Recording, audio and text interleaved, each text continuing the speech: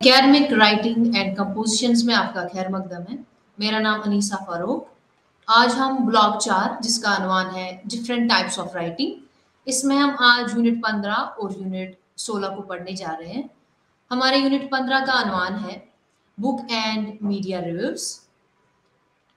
इस यूनिट का साखत कुछ इस तरह है। सबसे पहले हम इस यूनिट के मकासद को देखते हैं, फिर हम थोड़ा वार्म अप करेंगे, फिर हम बात करेंगे पढ़ना जायज़ा क्या है, फिर अच्छा जायज़ा लिखना, खुलासा लिखने का फ़न, पैराफ्रेजिंग जिसमें हम ग्रामर भी डिस्कस करेंगे, उसके बाद फिर अल्फाज, फिर तहरीर, फिर आखिरकार हम इस यूनिट का खुलासा करेंगे। तो सबसे पहले इस यूनिट के मकासद को देखते हैं। इस यूनिट में हम जानेंगे कि रिव्यू किसको कहते हैं, और उसके बाद देखेंगे रिव्यू के मुख्तलिफ खसूसियात क्या हैं, और गुड रिव्यू और बैड रिव्यू को हम किस तरह से डिस्टिंग्विश कर सकते हैं, उनमें क्या फ़र्क है, उस पर भी हम बात करेंगे। फिर हम जानेंगे कि समराइज़ किस तरह से किया जाता है, पैराफ्रेजिंग किस तरह से की जाती है, और ये भी देखेंगे कि राइटिंग रिव्यू उसका स्ट्रक्चर कैसा है, उसका फ्रेम कैसा होता है, उस पे भी हम इस यूनिट में उसको तफसील से हम देखेंगे।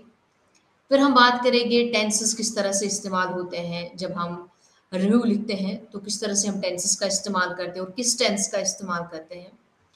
फिर हम बात करेंगे वोकैबुलरी पे, किस तरह से हमें वोकैबुलरी का इस्तेमाल करना है, कौन से किन अल्फाजों का इस्तेमाल करना है। तो वो सब इस यूनिट में हम उन सब चीज़ों को देखेंगे। आ जाते हैं हम वार्म अप पे। तो सबसे पहले इस यूनिट को स्टार्ट करने से पहले हम थोड़ा वार्म अप करते हैं, जिससे हमें एक आइडिया मिल जाएगा कि रिव्यू राइटिंग जो है वो किस तरह से की जाती है, और रिव्यू राइटिंग जो है वो क्या होती है। इस वार्म अप से हमें थोड़ा एक आइडिया मिल जाएगा। तो वार्म अप हम इस तरह से स्टार्ट करते हैं। आप इमेजिन करें कि आपको एक मूवी देखने जाना है। थिएटर में एक नई मूवी लग गई है और आपको थिएटर में नई मूवी देखने जाना है, लेकिन आपको एक्टर के बारे में नहीं पता कि इस मूवी का एक्टर कौन है, इस मूवी की स्टोरी क्या है, आपको इसका कोई इल्म नहीं है। ना ही आपने इसके बारे में कोई एडवर्टाइज़मेंट देखा है, ना आपने इसके बारे में कुछ भी जाना है। तो आप इस सब से नावाकिफ़ हैं कि इसमें कौन से कैरेक्टर हैं, इनमें क्या स्टोरी है, किस रिलेटेड है, आपको कुछ इसके बारे में इल्म नहीं है। तो आप किस तरह से डिसाइड करेंगे कि आपको मूवी देखने जाना चाहिए कि नहीं? अब आप बहुत सारे फैक्टर्स हो सकते हैं कि आप मूवी देखने क्यों जा सकते हैं। आप उन फैक्टर्स को राइट डाउन कर सकते हैं, उन फैक्टर्स को लिख सकते हैं कि आप इस मूवी को क्यों देखने जाना है, जिसके बारे में आपको कुछ नहीं पता। आप फ्रेंड से भी पूछ सकते हैं, या आप पहले ऑनलाइन चेक कर सकते हैं कि इस मूवी के इंस्ट्रक्शंस को पढ़ सकते हैं, या ये भी जान सकते हैं कि ऑनलाइन आप सर्च कर सकते हैं कि इस मूवी की स्टोरी जो है वो किस रिलेटेड है, किस थीम को वो डिस्कस कर रही है, या इसमें कौन-कौन से एक्टर्स हैं, आप पहले चेक कर सकते हैं। ऐसे बहुत सारे फैक्टर्स हो सकते हैं। तो आप खुद लिख सकते हैं कि आपको क्या लगता है कि आप इस मूवी को क्यों देखने जाना है।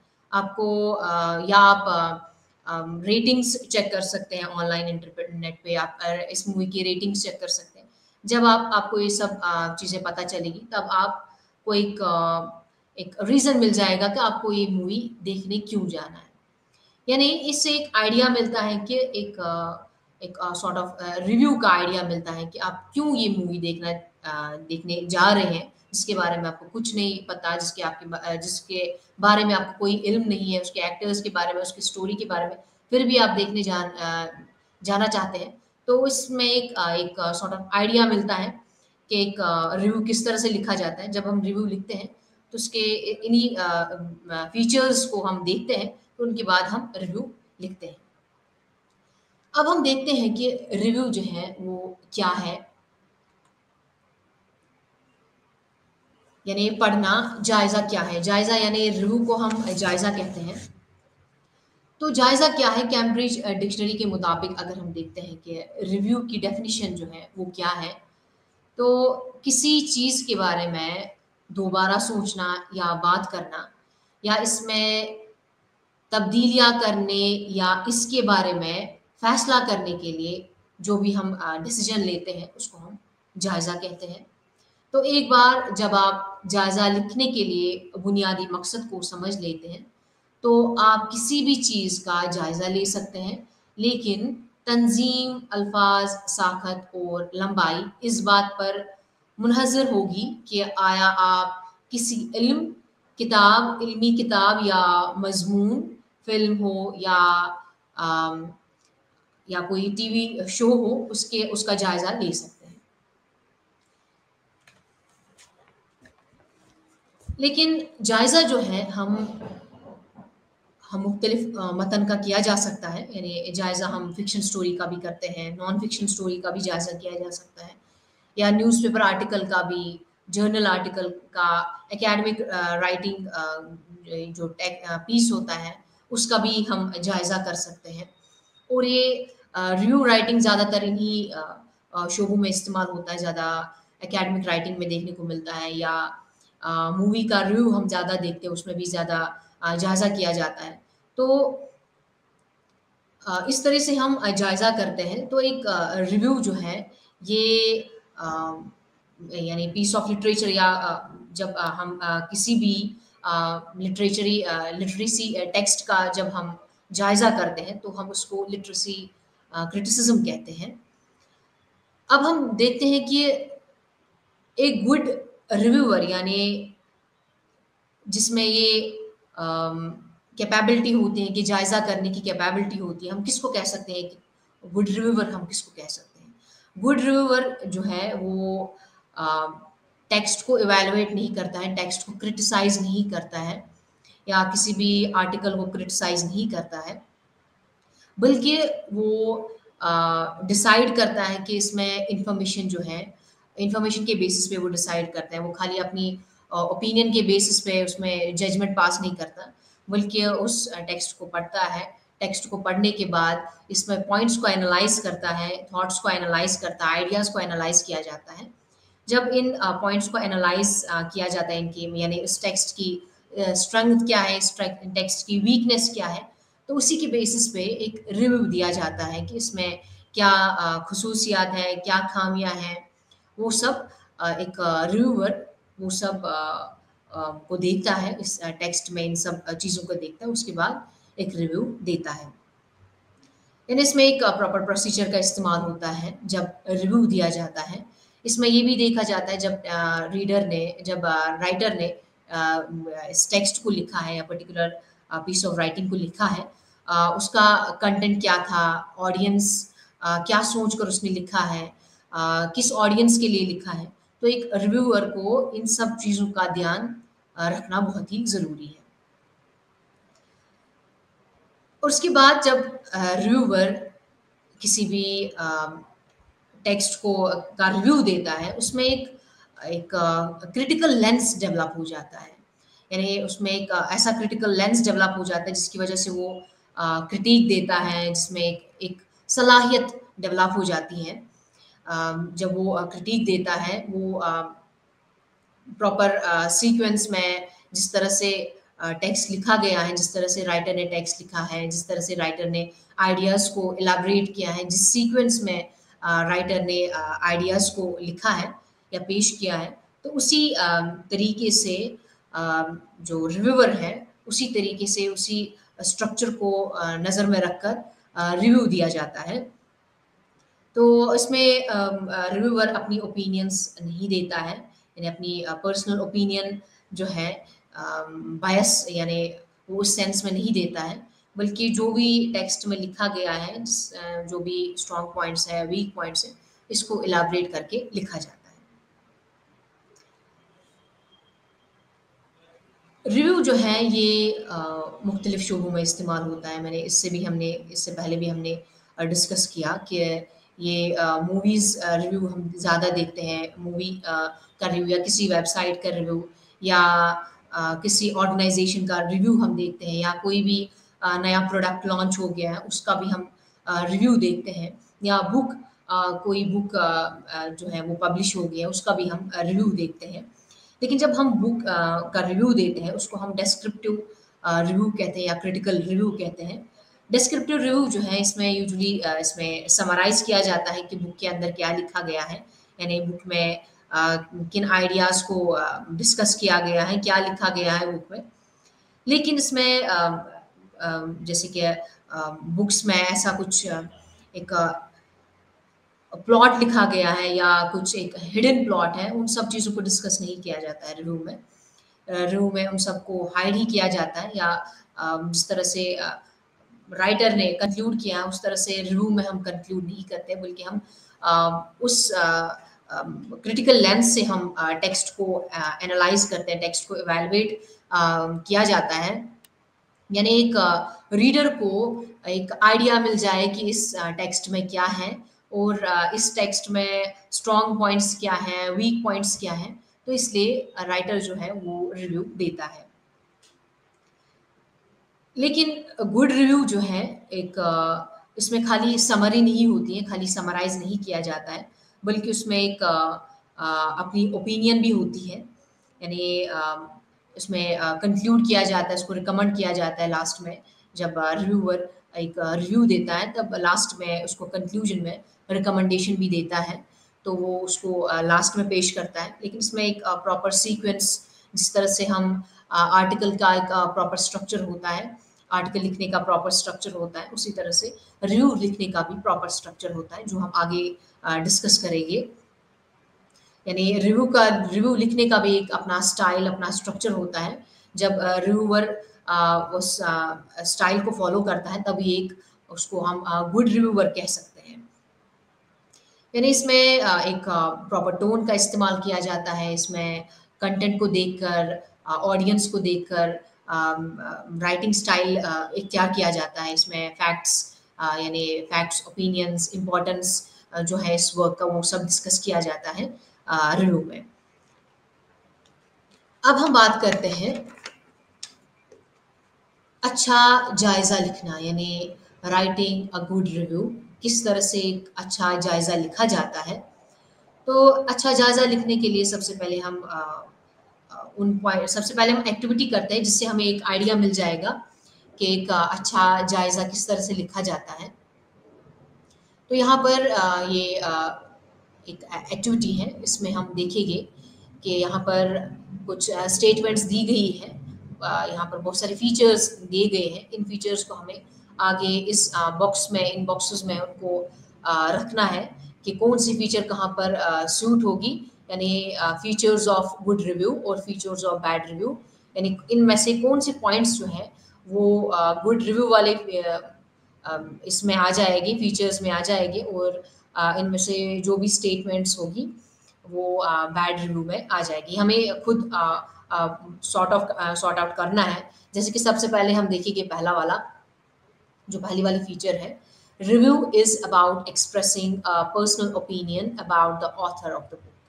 यानी इसमें हम पर्सनल ओपिनियन देते हैं, इसमें खाली ऑथर अपनी पर्सनल ओपिनियन देता है कि बुक के रिलेटेड जो भी उसका अपना नज़रिया होगा वो उसमें पेश करता है।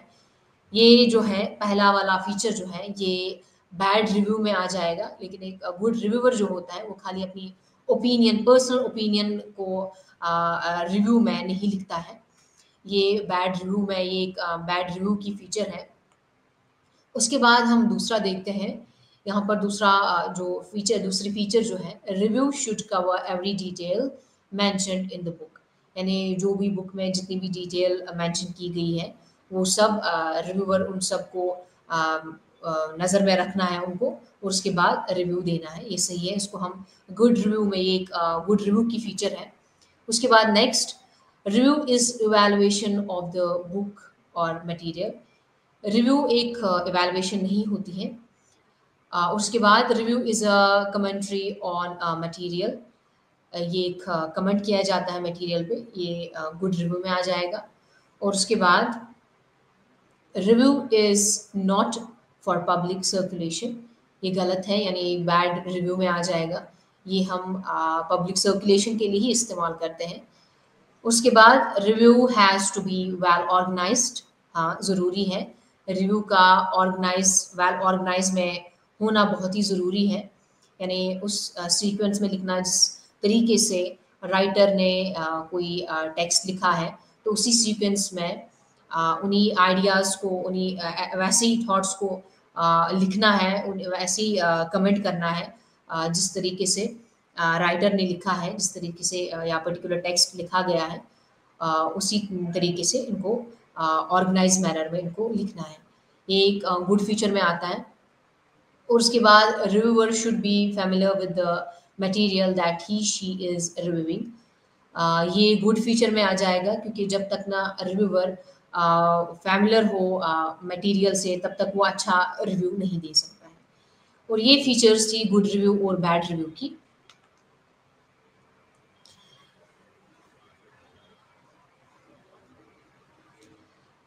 जो गुड रिव्यू और बैड रिव्यू हमने देखा, यानी इससे पहले ये हमने यहाँ पर डिस्कस किया कि गुड रिव्यू और बैड रिव्यू किसको कहते हैं, गुड रिव्यू की फीचर और बैड रिव्यू की फीचर किस तरह से क्या होती है, ये सब जो है ये राइटिंग प्रोसेस में सब शामिल है।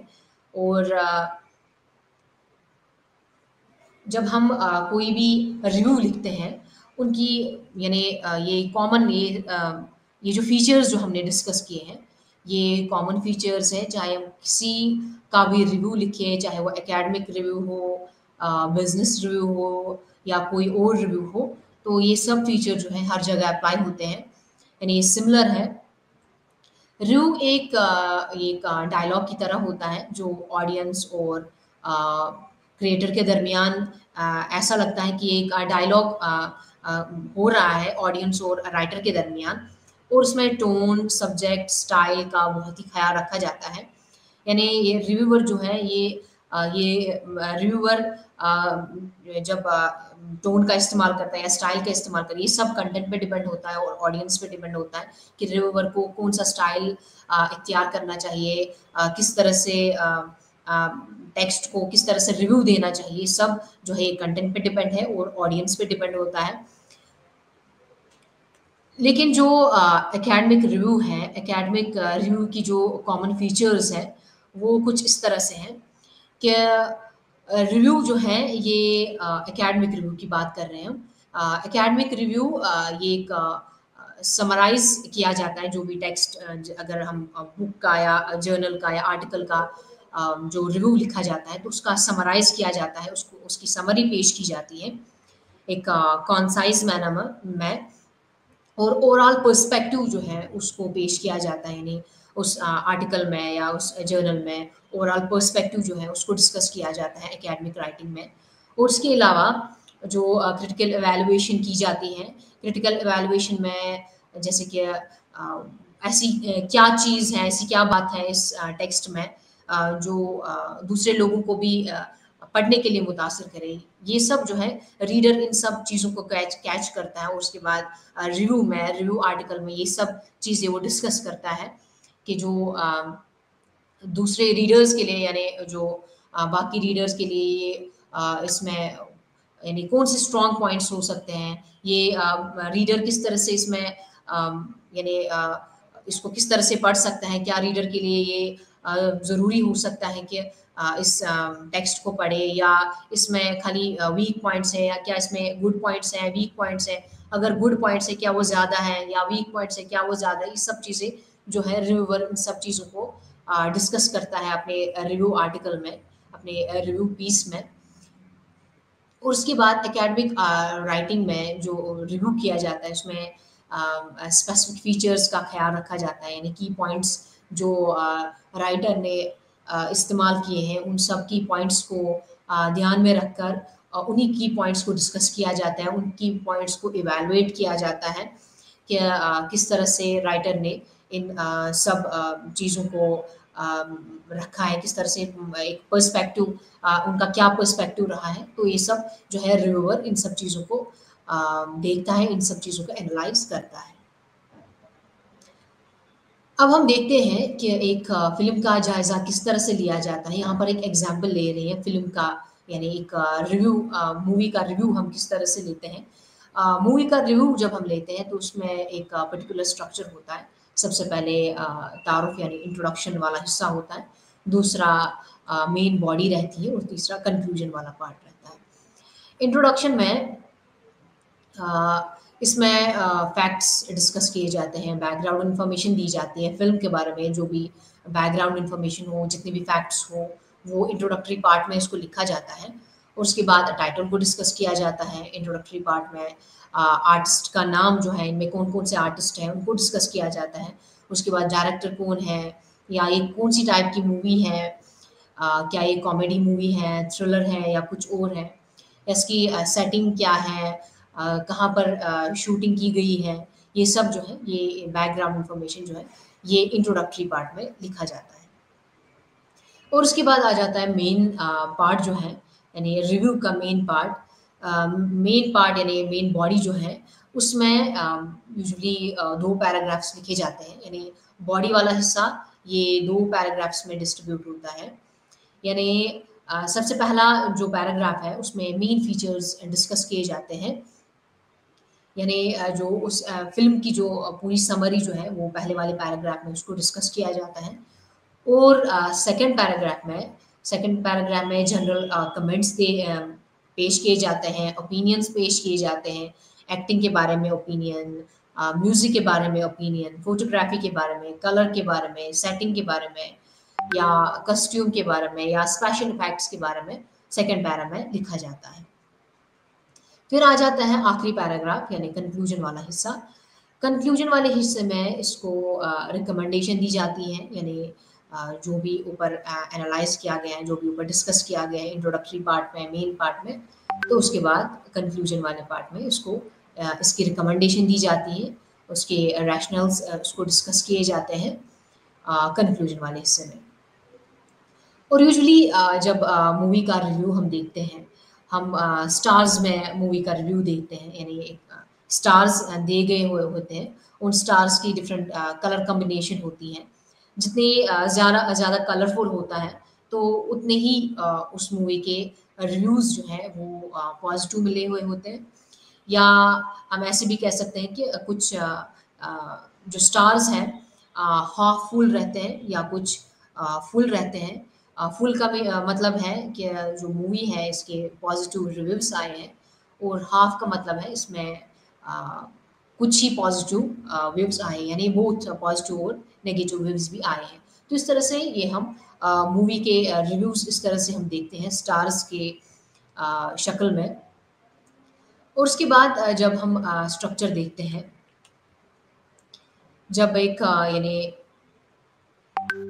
रिव्यू जब जायज़ा किया जाता है, उसका स्ट्रक्चर कैसा होता है, यानी ढाँचा उसका कैसा होता है, तो अच्छा है अच्छे जायज़े आमतौर पर दर्जा ज़ैल ढाँचे में मबनी होते हैं। तो यहाँ पर जैसे हम देखते हैं कि जायज़े के मौज़ू की तमाम ज़रूरी मालूमात के साथ वाज़िह तौर पर निशानदी की गई है। जैसे कि इसमें देखा जाता है कि इसके बारे में क्या-क्या लिखा गया है, ये किसके बारे में है। जब हम जैसे हम मूवी के बारे में हमने इससे पहले डिस्कस किया, इसमें हम देखते हैं कि ये किस बारे में है ये मूवी, या कौन मुलव्वस है इसमें, कौन-कौन से एक्टर्स इन्वॉल्व्ड हैं, कौन-कौन कैरेक्टर्स इन्वॉल्व्ड हैं, या ये सब जो कहाँ हुआ है, ये कहाँ पर गया हुआ है, क्या ये एक्चुअल स्टोरी है, फ़िक्शनल स्टोरी है, नॉन फ़िक्शनल स्टोरी है, या ये कब हुआ है, ये सब वग़ैरह, ये सब चीज़ें जो हैं ये हम देखते हैं जब भी हम किसी भी अ, आर्टिकल का, किसी भी मूवी का हम रिव्यू देते हैं। तो एक बेसिक जो है ये बेसिक ढाँचा है, जो हम फ़ॉलो करते हैं। लेकिन जब हम मूवी जो हमने इससे पहले डिस्कस किया कि इंट्रोडक्टरी पार्ट में हमने देखा कि बैकग्राउंड डिस्कस किया जाता है, या अ, जो राइटर है वो कुछ ही लाइनें देता है इंट्रोडक्टरी पार्ट में, या बैकग्राउंड जो है आर्टिस्ट के बारे में कुछ ही पॉइंट्स डिस्कस करता है इंट्रोडक्टरी पार्ट में। फिर जो मेन बॉडी में है उसको इलाबरेट किया जाता है, उसको पूरा डिस्कस किया जाता है, इस मूवी के बारे में पूरा एक्सप्लेन किया जाता है। फिर उसके बाद जो है राइटर और वो अपनी ओपिनियन देता है, अपनी ओपिनियन लिखता है फ़िल्म के बारे में, उसकी उसको समराइज़ करता है, उसके प्लॉट के बारे में बताता है।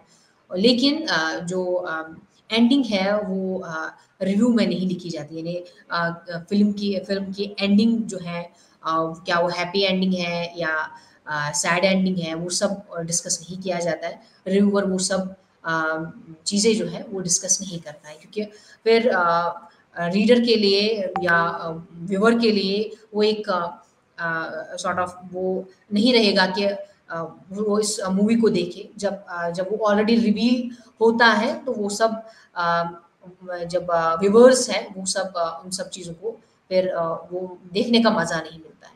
तो इसीलिए रिव्यूअर इन सब चीज़ों को हाइड करता है, खाली इस मूवी के बारे में लिखता है कि उसको किस तरह से क्या इस मूवी की वीक पॉइंट्स है, क्या इसके गुड पॉइंट्स हैं, वो सब इनमें डिस्कस करता है। फिर लास्ट में कंक्लूजन में अपना जजमेंट पेश करता है कि क्या, और रिकमेंडेशन भी देता है कि व्यूअर्स या रीडर्स जो होंगे उसके लिए रिकमेंडेशन पेश करता है, जजमेंट अपनी पेश करता है कि उसको क्या लगता है कि इस पर्टिकुलर टेक्स्ट में के बारे में या मूवी के बारे में उसको क्या लगता है। और उसके बाद हम देखते हैं कि खुलासा लिखने का फन, यानी the art of summary writing. Summary जो है ये एक आर्ट है। समराइज़ करना एक आर्ट है। किसी भी राइटिंग को जब हम समराइज़ करते हैं, एक इम्पॉर्टेंट कंपोनेंट माना जाता है रिव्यू में। चाहे वो जनरल रिव्यू हो, चाहे वो मूवी रिव्यू हो, चाहे वो एकेडमिक रिव्यू हो। समराइज़िंग जो है ये एक इम्पॉर्टेंट एलिमेंट है, इम्पॉर्टेंट कंपोनेंट है। या चाहे चाहे हम वर्क प्लेस में रिव्यू लिख रहे हो, तो समराइज़िंग का एक इम्पॉर्टेंट इसका एक इम्पॉर्टेंट एलिमेंट है, एक इम्पॉर्टेंट कंपोनेंट है जो रिव्यूअर इस्तेमाल करता है। तो समरी क्या होती है? एक शॉर्ट में स्टोरी को फिर से दोहराया जाता है, शॉर्ट में, बहुत ही शॉर्ट में। और यानी इसको जो भी इसमें मेन पॉइंट्स जो हैं उनको डिस्कस किया जाता है, यानी समरी में उन सब चीज़ों को एक कंसाइज मैनर में इनको डिस्कस किया जाता है, उनको पेश किया जाता है। और आइडियाज़ को जिस तरह से ओरिजिनल मटेरियल में जिस सीक्वेंस में आइडियाज़ को पेश किया गया है, उसी सीक्वेंस में रिव्यूअर भी रिव्यू में अपना जो ये आइडियाज़ हैं उन्हीं सेंस में उसको पेश करता है। और रिव्यूअर जो है वो समरी अपने वर्ड्स में लिखता है। ये चाहे वो अ, कोई भी रिव्यू हो, किसी भी शोबे में रिव्यू हम देते हैं, तो वहाँ पर जो राइटर है, रिव्यूअर है, वो अपने वर्ड्स में समराइज़ करता है। वो ऑथर के वर्ड्स को नहीं लेता है, बल्कि वो अपने वर्ड्स में ऑथर के आइडिया को एक्सप्लेन करता है, ऑथर के आइडिया को डिस्कस करता है, उसको इवैल्यूएट करता है।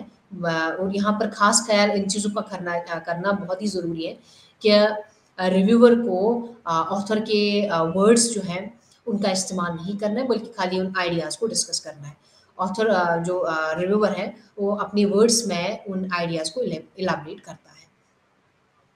और जब रिव्यू लिखा जाता है तो यानी समरी जो हमने इससे पहले डिस्कस किया कि एक इम्पॉर्टेंट कंपोनेंट है। तो समरी किस तरह से लिखी जाती है, उसको किस तरह से समराइज़ किया जाता है। तो सबसे पहले मतन जो है, मतन पढ़े, यानी रीड द टेक्स्ट।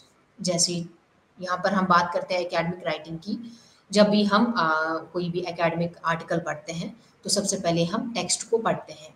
यानी उसको स्कैन किया जाता है, टाइटल को, इंट्रोडक्शन को, मेन पार्ट को, कंक्लूजन वाले पार्ट को, हेडिंग को, इन सबको स्कैन किया जाता है। मैं स्कैनिंग की जाती है, क्या-क्या मेन पॉइंट्स इसमें किस बारे में ये हैं, किस बारे में मैं ये टेक्स्ट लिखा गया है।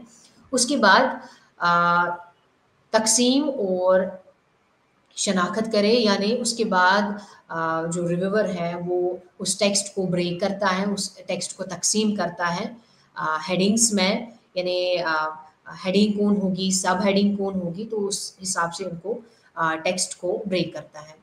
फिर तीसरा वाला हिस्सा जो है, यानी वो इसको दोबारा दोहराता है, यानी उसको बार-बार पढ़ता है, जो उसने ऑलरेडी टेक्स्ट को स्कैन किया है, उसके बाद उसको तक़सीम किया है उस टेक्स्ट को, फिर उस टेक्स्ट को फिर से दोहराता है, फिर से पढ़ता है, दोबारा उसको पढ़ता है, या 2 या 3 बार उसको पढ़ता है। फिर उसके बाद नोट डाउन करता है कि मेन पॉइंट्स जो हैं, वो राइटर ने कौन-कौन से मेन पॉइंट्स डिस्कस किए हैं, लेकिन उन सब को वो अपने वर्ड्स में लिखता है, अपने वर्ड्स में उनको समराइज़ करने की कोशिश करता है। फिर उसके बाद जैसे ही रिव्यूअर ने मेन पॉइंट्स को लिखा, नोट डाउन किया, उसके बाद एक लिस्ट बनाया जाता है, एक आउटलाइनिंग बनाई जाती है कि इसमें कौन-कौन से मेन आइडियाज़ हैं, उनको किस तरह से पेश किया गया है, उसकी एक आउटलाइनिंग बनाई जाती है। उसके बाद 5वां स्टेप जो है वो खुलासा लिखना, उसके बाद समरी लिखी जाती है, जो ऑलरेडी मेन पॉइंट्स डिस्कस किए गए हैं, उसके बाद आउटलाइन लिखी गई है। फिर 5वां जो स्टेप जो है, 5वां पड़ाव जो है, वो है उसका खुलासा लिखा जाता है। लेकिन यहाँ पर खुलासा जो है वो अपने वर्ड्स में रिव्यूअर लिखता है, वो राइटर के words, actual words, original words को इस्तेमाल नहीं करता है, बल्कि अपने वर्ड्स का इस्तेमाल करता है। लेकिन जो राइटर के जो ओरिजिनल टेक्स्ट के जो थॉट्स होते हैं, आइडियाज़ होते हैं, उन्हीं को अपने वर्ड्स में डिस्कस करता है। और उसके बाद जो छठा जो मरहला है वो है तरमीम करना, यानी उसको एडिट किया जाता है। एडिट में जो मेन जो यानी एरर्स जो हैं या पंक्चुएशन एरर्स हो सकते हैं, ग्रामेटिकल एरर्स, उनको ठीक किया जाता है। उसके बाद वोकैब्युलरी अल्फाज पे ज़्यादा ज़ोर दिया जाता है। रिव्यूअर देखता है कि किस तरह से किन वोकैब्युलरी का इस्तेमाल करना है, जैसे कि द बुक क्लेम्स दैट, इस तरह से इन फ्रेजेस का इस्तेमाल करता है, या the author is of the opinion that, इस सेंस में, इस तरीके से वोकैब्युलरी फ्रेजेस का इस्तेमाल किया जाता है। ये कुछ मरहले थे जो रिव्यूअर जो जिन मरहलों को इस्तेमाल करता है रिव्यू लिखने के लिए। ये यहाँ पर एक इन्फोग्राफिक है, जहाँ पर दिखाया गया है कि किस तरह से किन प्रोसेस का इस्तेमाल किया जाता है समरी लिखने के लिए, किन-किन स्टेप्स को फॉलो किया जाता है। यानी सबसे पहले रीड, जिसमें स्कैन किया जाता है टेक्स्ट को, फिर दूसरा स्टेप जो है वो रीड, यानी इसमें टेक्स्ट को डिवाइड किया जाता है स्मॉल सेक्शंस में। उसके बाद मेन आइडियाज़ को पॉइंट आउट किया जाता है, उसको इनमें की टर्म्स को अंडरलाइन किया जाता है। फिर इसके बाद आउटलाइन लिखी जाती है, यानी जो मेन आइडिया जो है इस टेक्स्ट का, ओरिजिनल टेक्स्ट का, उसका मेन आइडिया लिखा जाता है। फिर उसके बाद उसको समराइज़ किया जाता है अपने वर्ड्स में, यानी रिव्यूअर अपने वर्ड्स में इनको समराइज़ करता है। फिर ड्राफ्ट बनाता है। फिर लास्ट उसके बाद एडिटिंग करता है, यानी इसमें टेंसेस, ग्रामर, पंक्चुएशन, जो भी डिटेल्स दी गई है उनको चेक करता है। फिर लास्ट में इनको कंपेयर करता है कि क्या जो भी लिखा गया है वो ओरिजिनल टेक्स्ट के साथ मैच करता है कि नहीं। तो ये सब जो है ये स्टेप्स हैं, ये सब मरहले हैं जो रिव्यूअर इन सब स्टेप्स का इस्तेमाल करके रिव्यू लिखता है। अब हम आते हैं पैराफ्रेजिंग पे। पैराफ्रेजिंग जो है ये एक जिस तरह से हमने इससे पहले डिस्कस किया कि समराइज करना एक इम्पॉर्टेंट कंपोनेंट है रिव्यू राइटिंग के लिए, इसी तरह से पैराफ्रेजिंग भी एक इम्पॉर्टेंट टेक्निक है जो समरी लिखने में इस्तेमाल होती है।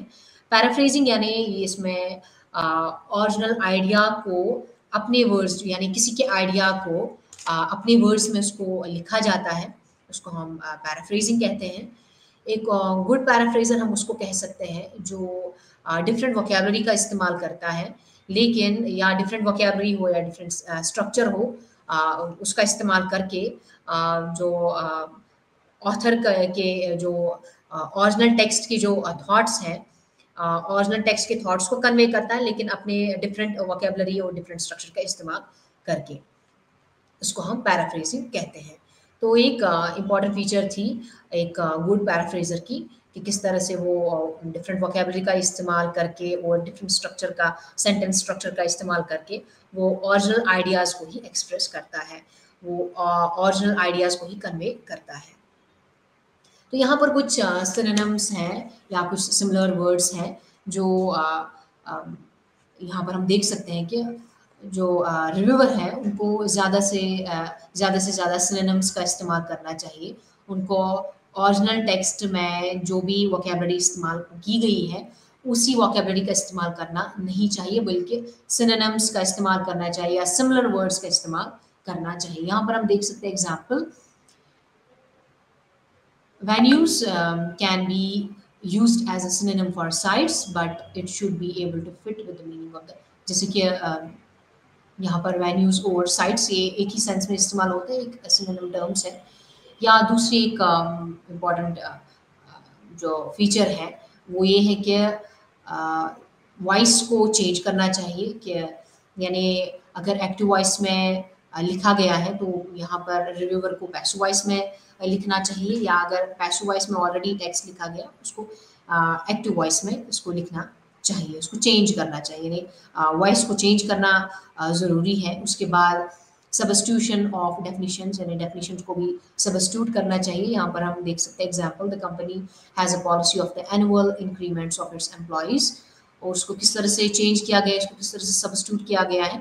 The company gives a raise to its workforce every year, यानी इसका सेंस सेम है, सेम जो आइडिया है, मेन आइडिया कन्वे किया जा रहा है, लेकिन वर्डिंग डिफरेंट है, स्ट्रक्चर डिफरेंट है।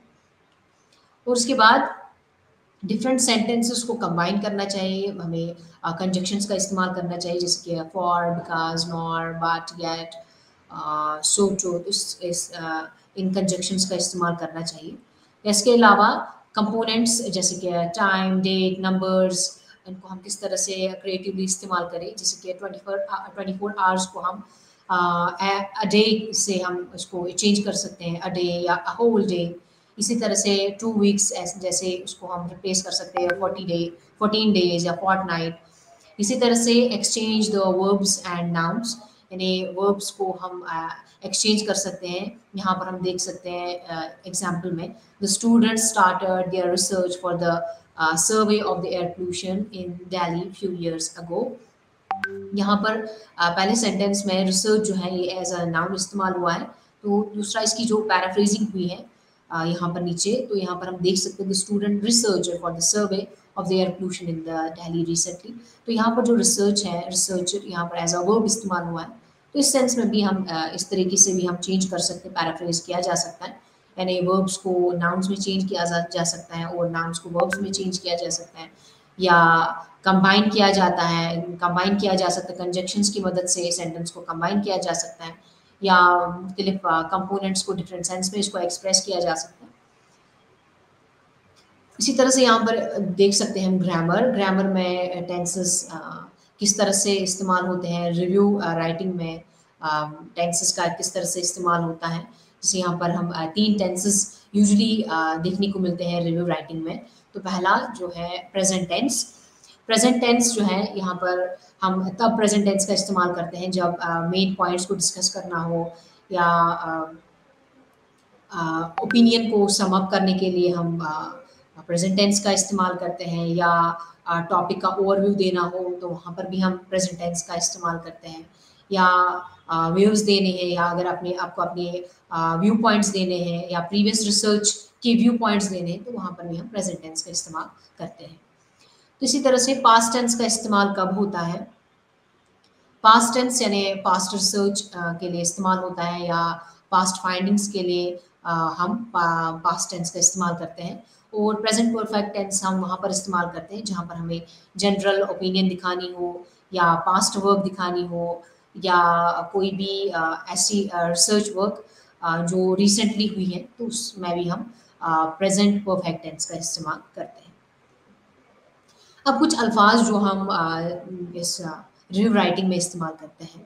तो रिव्यू राइटिंग में जो इस बैकग्राउंड के लिए, यानी फॉर बैकग्राउंड इन्फॉर्मेशन के लिए हम किस तरह से अल्फाजों का इस्तेमाल करते हैं, जैसे कि हमने इससे पहले डिस्कस किया कि बैकग्राउंड इन्फॉर्मेशन हम इंट्रोडक्टरी पार्ट में उसको डिस्कस करते हैं। तो वहाँ पर हम किस तरह से वोकेबलरी का इस्तेमाल करते हैं, जैसे कि the work is based on, या द बुक, और the novel is written by, और the book is written by. इस सेंस में हम इस तरह से हम इस्तेमाल करते हैं वोकेबलरी। तो या द स्टोरी इज सेट है, या जैसे हमें मेन पॉइंट्स देखने हो प्लॉट में कौन कौन से मेन पॉइंट्स डिस्कस किए गए हैं, तो वोकेबलरी का किस तरह से इस्तेमाल करते हैं मेन पॉइंट्स के लिए, जैसे कि द प्लॉट फोकसेस ऑन, या the plot revolves around, the story begins, the story is about. इस तरह से हम इन फ्रेजेस, इन इस तरह से हम वोकेबलरी का इस्तेमाल करते हैं रिव्यू राइटिंग में। या the book is related, the book related how, या the plot is gripping, the plot is boring, the plot is dull. तो इस सेंस में इस तरीके से हम इस्तेमाल करते हैं। या अगर हमें जनरल ओपिनियन दिखानी हो, या कमेंट जब हमें कमेंट करना हो तो किस सेंस में हम किस तरह से फ्रेजेस का इस्तेमाल करते हैं, जैसे कि this book is well placed या the book is well placed या it is an inspiring story, it's rather confusing, it's rather boring. या जब हमें रिकमेंडेशन देनी हो तो किस तरह सेंस में हम लिखते हैं रिकमेंडेशन को, किस तरीके से लिखते हैं, स्टार्ट करते हैं इसको, जैसे कि it is well worth reading, I would या I would recommend it because, फिर उसके बाद रीज़न दिया जाता है, या it's boring to read, it's highly entertaining to read. इस तरीके से हम वोकेबलरी का इस्तेमाल करते हैं। अब आते हैं हम तहरीर। तहरीर में हम जो भी हमने स्ट्रक्चर्स फीचर्स को डिस्कस किया है उस मतलब यानी उस फ्रेम को जो हमने इससे पहले डिस्कस किया है कि तहरीर में क्या स्ट्रक्चर है, उसका फ्रेमवर्क हमने डिस्कस किया है।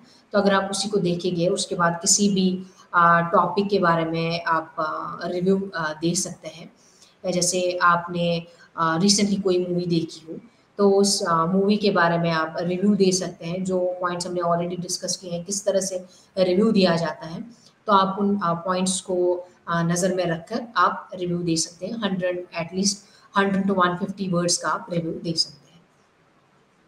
आते हैं हम खुलासा पे। इस यूनिट में हमने पढ़ा कि रिव्यू राइटिंग किसको कहते हैं, रिव्यू में क्या-क्या फीचर्स हैं, किस किस शोबे में रिव्यू दिया जाता है, और इसका प्रोसेस क्या है, इसका स्ट्रक्चर क्या है, फ्रेमवर्क क्या है, वो हमने डिस्कस किया। हमने ये भी डिस्कस किया कि समराइजिंग किसको कहते हैं, समराइजिंग किस तरह से की जाती है, पैराफ्रेजिंग किस तरह से की जाती है, वो भी हमने इस यूनिट में डिस्कस किया।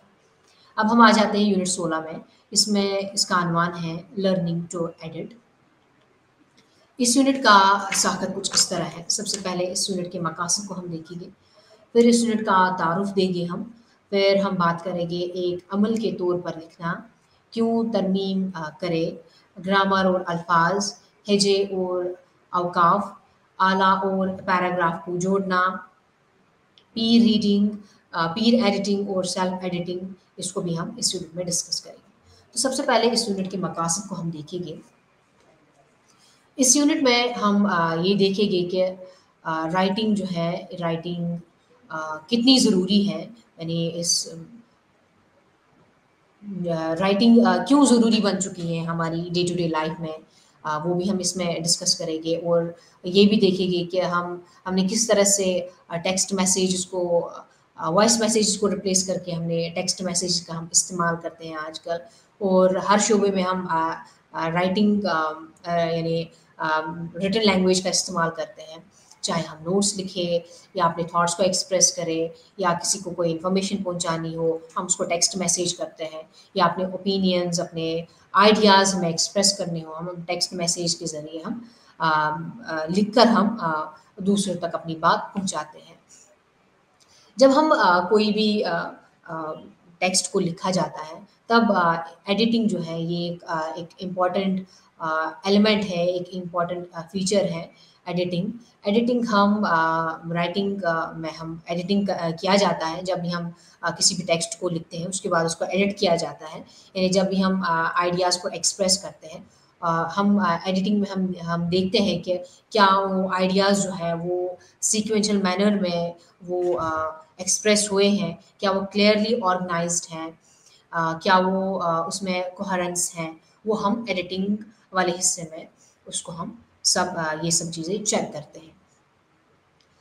और एडिटिंग में भी ये हम देखते हैं कि क्या रीडर के लिए ये टेक्स्ट रीडेबल होगा, क्या ये कॉम्प्रिहेंसिबल होगा जब रीडर इस टेक्स्ट को पढ़ेगा। तो ये सब चीज़ें हम एडिटिंग वाले मरहले में इसको हम चेक करते हैं। जो राइटिंग प्रोसेस में एडिटिंग वाला जो एक स्टेप है, एक मरहला है, तो इसमें हम ये सब चीज़ें चेक करते हैं कि क्या हमारी इन्फॉर्मेशन जो है ये सीक्वेंशियल है, प्रॉपर ऑर्गेनाइज्ड मैनर में ये पेश हो चुकी हैं, क्या जो हम बोलना चाहते हैं एज़ एन ऑथर, क्या वो रीडर तक सही से ये बात पहुँच रही है, क्या रीडर उसको अंडरस्टैंड करेगा। तो ये सब चीज़ें हम एडिटिंग में इन सब चीज़ों को देखा जाता है।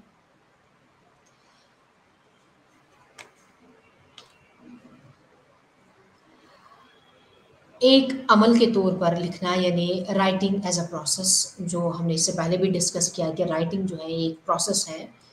तो इस प्रोसेस में एक एडिटिंग भी एक इम्पॉर्टेंट फ़ेज़ है, एक इम्पॉर्टेंट स्टेप है, यानी एक इम्पॉर्टेंट मरहला है राइटिंग प्रोसेस में।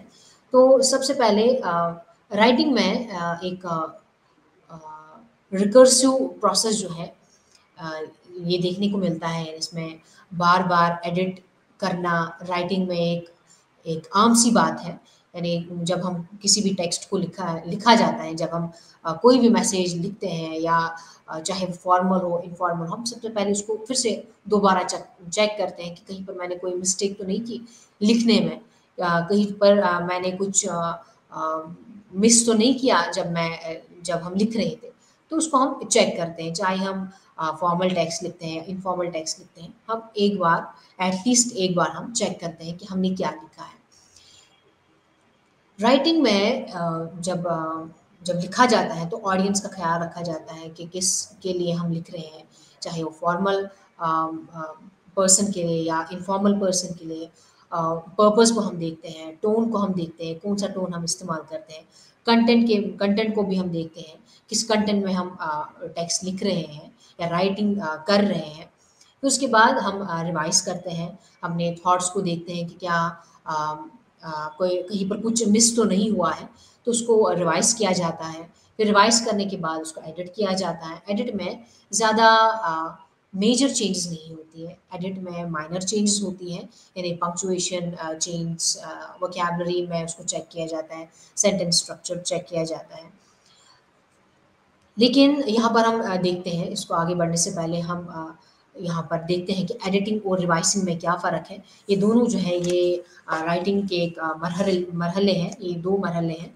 ये कुछ लोग इनको एक ही समझते हैं, लेकिन इनमें डिफ़रेंस है, इनमें फ़र्क है। सबसे पहले हम देखते हैं कि एडिटिंग जो है, एडिटिंग हम किसको कहते हैं, एडिटिंग कहाँ पर की जाती है। एडिटिंग जो है ये सेंटेंस लेवल पे की जाती है, और रिवाइसिंग जो है ये एज़ अ होल पेपर को उसको डिस्कस किया जाता है, होल पेपर को चेक किया जाता है एज़ अ होल, लेकिन एडिटिंग में सेंटेंस टू सेंटेंस को चेक किया जाता है। और एडिटिंग में यहाँ पर चेक किया जाती है, इसमें स्पेलिंग चेक की जाती है, इसमें ग्रामर चेक किया जाता है, पंक्चुएशन, वोकैब्युलरी, ये सब जो है ये एडिटिंग में चेक किया जाता है। इसके अलावा जब रिवाइसिंग की अगर हम बात करते हैं, रिवाइसिंग में देखा जाता है कि कहीं आइडिया में कोई कमी तो नहीं है, या आइडिया की क्या स्ट्रेंथ्स हैं, उनकी क्या वीकनेस है, क्या आइडियाज़ ऑर्गेनाइज़्ड मैनर में वो पेश हो चुके हैं, क्या कोई आइडिया तो मिस तो नहीं हुआ है, या कोई आइडिया एक्स्ट्रा तो नहीं लिखा है, वो सब चीज़ें हम रिवाइसिंग में हम देखते हैं। उसके बाद एडिटिंग जो है ये अ, तब की जाती है जब पूरा पेपर कंप्लीट होता है, उसके बाद एडिटिंग की जाती है। लेकिन रिवाइसिंग जो है ये अ, जब राइटर कोई किसी टेक्स्ट को लिखता है, लिखते-लिखते वो रिवाइज़ भी करता है, वो बैक एंड फ़ोर्थ उसमें जाता है, उसको फिर से चेक करता है, लिखते-लिखते उसको चेक करता है कि कुछ छूटा तो नहीं, तो उसको हम रिवाइसिंग कहते हैं। और एडिटिंग में यहाँ पर ये देखा जाता है कि क्या टेक्स्ट क्लीन है, कोई एरर तो नहीं है, टाइपो एरर तो नहीं है, या पंक्चुएशन एरर तो नहीं है, वो सब इसमें चेक किया जाता है। लेकिन रिवाइसिंग में देखा जाता है कि क्या आइडियाज़ क्लियरली एक्सप्रेस हुए हैं, क्या इन आइडियाज़ का प्रॉपर मीनिंग जो है वो क्या कन्वे हो रहा है कि नहीं। और एडिटिंग में ये देखा जाता है कि जो स्ट्रक्चर है क्या वो सही है, मेन आइडियाज़ जो हैं वो सेम रहते हैं, खाली इसमें स्ट्रक्चर चेंज किया जाता है। अगर ज़रूरत पड़े तब हम स्ट्रक्चर चेंज करते हैं एडिटिंग में। लेकिन रिवाइसिंग में पूरे आइडियाज़ भी चेंज होते हैं, या कुछ आइडियाज़ रिमूव होते हैं, कुछ आइडियाज़ एक्सपेंड होते हैं, वो सब हम रिवाइसिंग में करते हैं। तो ये एक बेसिक डिफ़रेंस है, इसमें फ़र्क है एडिटिंग और रिवाइसिंग में। और यानी 2 मरहले हैं, यानी इनको ये दोनों मुख्तलिफ स्टेप्स हैं जो राइटिंग प्रोसेस में हम करते हैं, इनको फ़ॉलो करते हैं। इसके बाद हम देखते हैं तरमीम क्यों करें, यानी एडिटिंग हम क्यों करते हैं। एडिटिंग हम चाहे हम रिटन टेक्स्ट लिखते हैं या स्पीच में भी हम एडिटिंग करते हैं या रिटन फॉर्मेट में जो भी हम बात कहना चाहते हैं उसमें भी हम एडिट करते हैं। जैसे कि यानी बोथ जो रिटन टेक्स्ट है या रिटन मटेरियल है या ऑरल मटेरियल है, ऑरल स्पीच जो है, इसमें ये दोनों प्रोडक्टिव स्किल्स हैं। इसमें हम लैंग्वेज का इस्तेमाल करते हैं, चाहे स्पीच हो या रिटन टेक्स्ट हो, दोनों में हम लैंग्वेज का इस्तेमाल करते हैं थॉट्स को एक्सप्रेस करने के लिए। जैसे हम बात करते हैं या कोई इन्फॉर्मेशन हम दूसरों तक पहुंचाना चाहते हैं, हमें जब कभी लगता है कि हमारे थॉट्स जो हैं ये सही तरीके से एक्सप्रेस नहीं हुए हैं या जो मैंने बोला शायद ये ऑडियंस को मेरी बात समझ में नहीं आ रही है या ऑडियंस के जो उनकी जो बॉडी लैंग्वेज है उससे हमें पता चलती है कि शायद हमारी जो बात है जो हम कहना चाहते हैं वो उनको पूरी तरह से वो हमने उनको कन्वे नहीं किया, हमने अपने आइडियाज़ को हम पूरी तरह से कन्वे नहीं कर सके। यानी हमें ऑडियंस के बेसिस पे पता चलती है कि क्या हमारी बात कन्वे हो चुकी है कि नहीं। इसी तरह से फिर हम अपने आइडिया जो हमने बोले होते हैं, जो बोल भी हमने बोले हुए होते हैं उनको हम एडिट करने की कोशिश करते हैं, उनको पैराफ्रेज करने की कोशिश करते हैं, उनको फिर से दोहराने की कोशिश करते हैं ताकि जो हमारे ऑडियंस है वो उन तक हमारी जो बात है वो कन्वे होनी चाहिए। इसी तरह से हम रिटन टेक्स्ट में भी जब हम कोई बात कहना चाहते हैं रिटन फॉर्म में, जब हम अपने आइडियाज़ को एक्सप्रेस करना चाहते हैं, तो वहाँ पर भी हम एडिटिंग का इस्तेमाल करते हैं। एडिटिंग में हम ये देखते हैं कि क्या हमारी बात वेल ऑर्गेनाइज्ड है, क्या हमने जो मैसेज कन्वे करनी है, क्या वो रीडर उसको प्रॉपर्ली अंडरस्टैंड कर सकेगा कि नहीं? क्या रीडर्स को कोई मुश्किलात तो नहीं आएगी इस टेक्स्ट को पढ़ने में? क्या कोई टाइपिंग एरर तो नहीं है या वोकैब्युलरी एरर तो नहीं है या पंक्चुएशन एरर तो नहीं है? वो सब हम एडिटिंग में हम इन सब चीज़ों को देखते हैं। यानी रीडर को कोई कन्फ्यूजन नहीं होना चाहिए। जो भी राइटर, जो भी ऑथर जिन आइडियाज़ को कन्वे करना चाहता है, वो रीडर में उनको कोई मुश्किलात नहीं आनी चाहिए। तो इसीलिए एडिट किया जाता है। तो एडिट के क्या-क्या बेनिफिट्स हैं इनके, हम अ, किसको हम गुड एडिटर कह सकते हैं? यानी गुड एडिटिंग प्रोसेस की क्या-क्या फीचर्स हैं? सबसे पहले इस बात को यकीनी बनाता है कि आपका तहरीर, पैगाम इससे मेल खाता है जो आप कहने की कोशिश कर रहे हैं। दूसरा, आपकी तहरीर की कारकर्दगी को कम करने की, बेहतर बनाने में मदद करता है। तीसरा, इस बात को यकीनी बनाता है कि आपके ख़यालात एक मरबूत मुंतकी अंदाज़ में चलते हैं। चौथा ये है, यानी चौथा बेनिफिट जो है वो ये है कि तमाम इलाकों का एक अहाता करता है और इस बात को यकीनी बनाता है कि मालूमात में कोई डीले सरे या ख़यालात नहीं होना चाहिए। और पाँचवा ये है कि ख़यालात को वाज़ह करता है या गलतियों को दुरुस्त भी करता है।